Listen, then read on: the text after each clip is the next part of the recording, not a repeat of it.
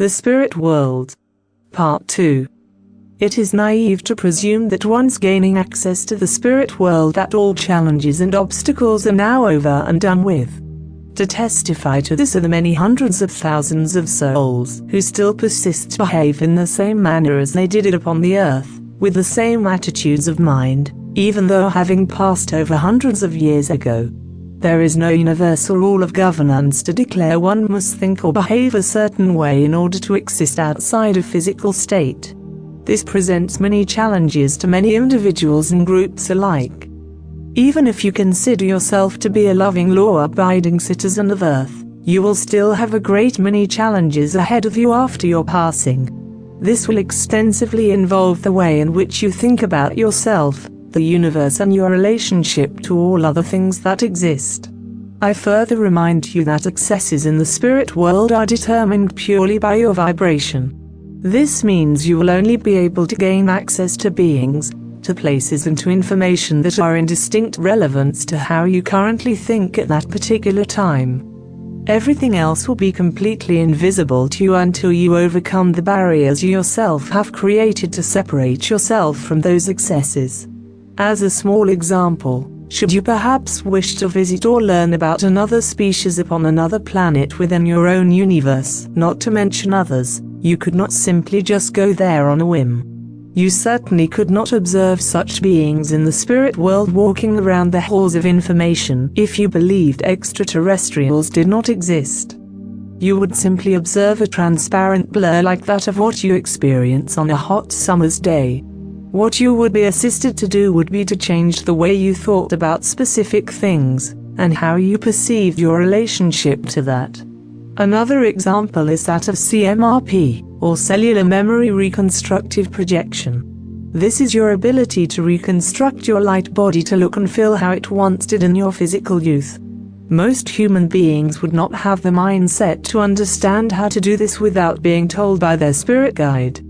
This is not then to say, immediately upon your passing you are going to look 30 years younger simply because some new age teaching told you so. It will actually take a degree of effort and concentration to accomplish this. Further to the matter of problems to solve, it is similarly naive to presume all your work is now over and done with now you no longer occupy physical state. The truth of it is, your work has only just begun, for you have been engaged with intense activity for millions of years prior to having any physical life experience. You will merely resume your practice and pursuit where you had left off, which will likely take you into many different dimensions. When it comes to the spirit world, many human beings perceive language and communication to come in the form of verbal conversation, as it has become their accustomed means of primary self-expression. However, this is only what they perceive about themselves. I can tell you in fact, that there are other species within the physical and surrounding universe that do not observe verbal sound and language to be the primary language of human beings. It is also felt that humanity limits their ability and capacity to communicate effectively because they have come to rely on verbal language to such a degree, they have become ignorant to more effective and universal languages. This, they see, is a primary factor in their inability to live in harmony and cooperation with one another, and something which should be addressed in order to evolve. With this said, I will explain to you that it is not always necessary for you, as a spirit being, and for those of spirit, to exchange information in the form of words and verbal languages. In fact, they rarely do unless they are interacting with souls who have crossed over and are accustomed to communicating in this way. In such instances, spirit will adopt forms of a physical nature that the individual can relate to, and communicate to them in a way they are comfortable with. These are what I refer to as personas. These are something which spirits adopt from time to time, either as someone they once were in physical form, or something they have learned to manifest as through the halls of learning. As you step away from human persona, and associations with planet Earth, your spirit identity will begin to remember other means of communication and information exchange from man through the interactivity with their soul group. This is to say, soul groups tend to adapt and expand means of interactive exchange to suit their aspired sense of purpose and service to all that is. You may find that you become accustomed to utilizing living, animated images in partnership with sensations which can best be described as emotions, from a human point of view. So in effect you will be manipulating light and color to express information, as well as sound, which invoke emotional responses. However, not all spirit understand or experience emotion as you would as a human being, and so it is often for spirit to first learn how to have an emotion, either by becoming human themselves, or recreating such experiences through the halls of learning. You will also find that you can talk for hours to someone about what you think or feel, but the most efficient way to communicate this information is to actually allow them to know your thoughts directly and to experience how you feel intimately. That is exactly what occurs. You allow another being to experience what you are feeling and what you are thinking, by allowing their consciousness to merge with yours on a very intimate level. How this exchange is experienced by different beings varies, depending on how they interpret it, and within what vibration they receive it from. It is common for a gathering of many hundreds or thousands of beings in one room to all merge as one mind, in order that they may all contribute simultaneously to one another to fulfill a singular purpose or agenda. You may observe this while channeling beings from the spirit world, where personalities may seemingly alter, or where the channel seems to suddenly be able to speak another language altogether. It is because those in spirit are all connecting as one mind and have become a singular pool of consciousness. As you explore other realms and states of expression within the spirit world, you will become accustomed to feeling new sensations, which to you will feel like they are just happening to you. You will not simply observe something, or simply hear something. You will feel it inside you, as part of you, and it will speak to you, through you, in ways you have never known before. It will feel like a remembrance, an awakening, a profound insight or connection you have rediscovered. As if you are discovering a new flavor of food for the first time. But this is merely how other spirit is interacting with you and communicating to you. It is very rare that beings show their true form to other beings in the spirit world, particularly when interacting within other realms. When in fact they do, I may explain to you the experience is best described as being in the presence and audience of God. I understand through accounts of near-death experiences shared by some individuals here that they feel they came face to face with God. What in fact was the truth of the experience was they came face to face with their own spirit, or the true form of one of their soul group counterparts. The experience is so profound to the human being that they believe it to be an all-powerful and ever-watchful deity of the cosmos. Amnesia.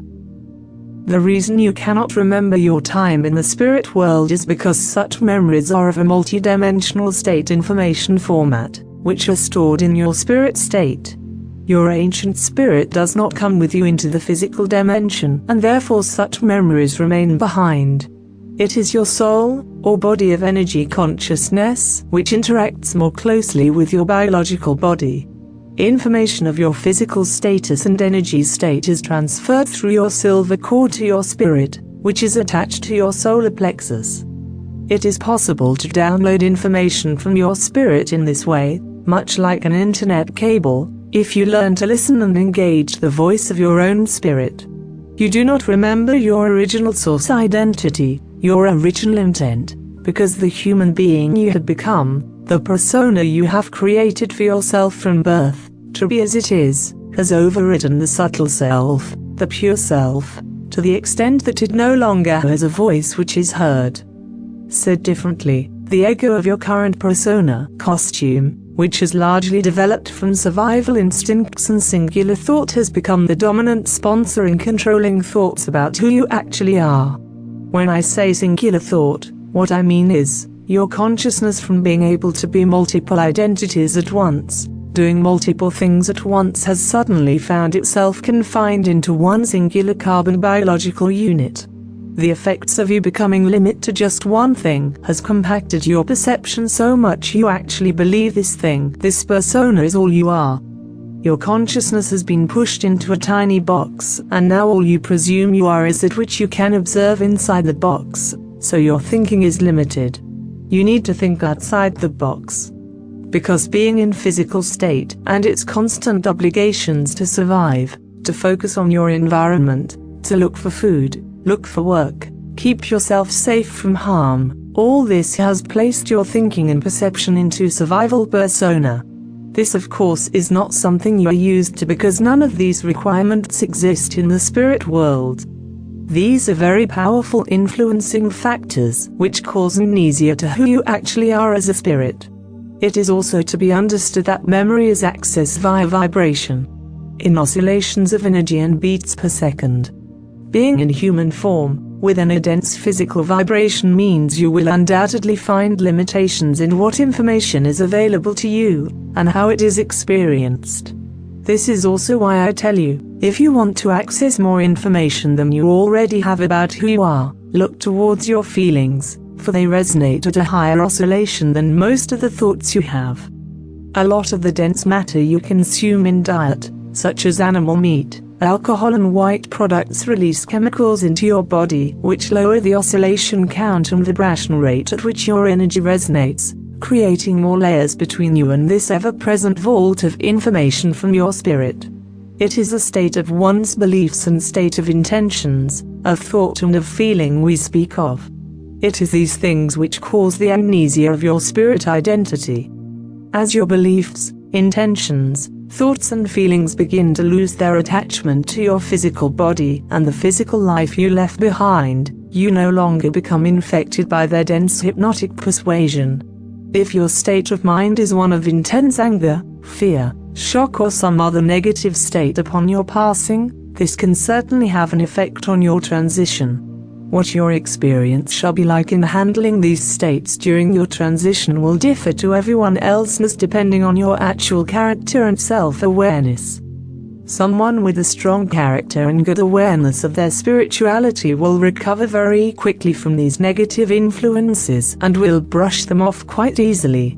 However, someone who perceives themselves to be a simple body of flesh, and nothing more, will often struggle for long periods of time after their passing to overcome these negative feelings. It is a matter of acceptance. Some individuals, in their proud human persona, will simply not accept they are immortal and or have a divine spirit, and will not be able to perceive their deceased loved ones, even if these loved ones wanted to be seen. Ghosts. What occurs to these unfortunate souls is that they become fixated on unresolved matters of their human journey, their story, their definition of who they are. They attach strands of energy to material possessions and material people which do not release in their possessive attitudes of mind. It is not so much they have become trapped within a specific place, but they have become isolated within their own attitudes of mind, and their cyclical emotional states become a form of sustaining nourishment which they become subservient to. It is this subservience to their attitude and emotion that envelopes them into their own private universe. First of all, know that it is not their spirit which is trapped, for such a thing is impossible. The spirit is that essence of you which in its purity and perfection remains always, in all ways, free and joyous. It is the attracted cloud of consciousness, your human persona and memory mass, which alienates itself from its core source, your spirit. Because it does this, it also alienates itself from the rest of the spirit world. What spirit guides tend to try to do is they look for opportunities to place things in front of those unfortunate souls to trigger new thought processes or thought associations towards higher vibrations. They try to trigger association within their cellular and consciousness memories to do with very loving familiarizations, such as loved ones or former pets. As soon as their thought fixation changes, this opens doors which allow access from the spirit world to come in and become visible to that soul. For example, as soon as they think of their deceased mother or father in loving fondness, they will usually manifest in front of them and escort them into the spirit world. This is often a problem for the spirit world if that soul did not hold any close connection with very many others who have since passed. It is difficult for their spirit guides to manifest to them because that soul has no former memory or association with which to open doors for them to become visible. It is at such times when those in physical state are closer to their vibration and in a better proximity to get through to them. While most of the time souls of the earth tend to eventually break free from their isolating attitudes and ascend back to their source, there are those who are so lost within themselves that they simply refuse to acknowledge any other supporting presence around them. To human state and mind, sometimes this can feel like an eternity in isolation. Sometimes for hundreds of years. However, from the place and state of the spirit, where time has no relevance, this becomes only a minor absence from the rest of their divine celestial journey. For it is, all spirit continue to prosper regardless of what its limbs of consciousness are doing at any point within time. White light and colors. You as a human being will always perceive higher vibrational beings as fantastic bright white light, because your sensory mechanisms at hand cannot process the full spectrum of all the colors which are inherently displayed from man within that vibration. When within a higher vibrational dimension than where you are presently, you will not simply observe and experience white light, but in fact countless other shades of color not presently perceivable upon the earth. At your present vibration, these rays of light merge into what you perceive to be the traditional white light experience. To presume you simply see other spiritual beings in the spirit world as white light, and that is all there is to see, because that is all you can see from your physical point of view, is very presumptuous. What you will find is that the spirit world, as well as the universe you occupy, presents itself much like you would see through a kaleidoscope in terms of its cascading rays of light and energy expression. These colors represent inherent nature, characteristic and quality, and through their associations with each other produce dazzling displays of beauty, form and language. These combinations of characteristic form the very signatures which weave together to form the very canvas of the omniverse itself.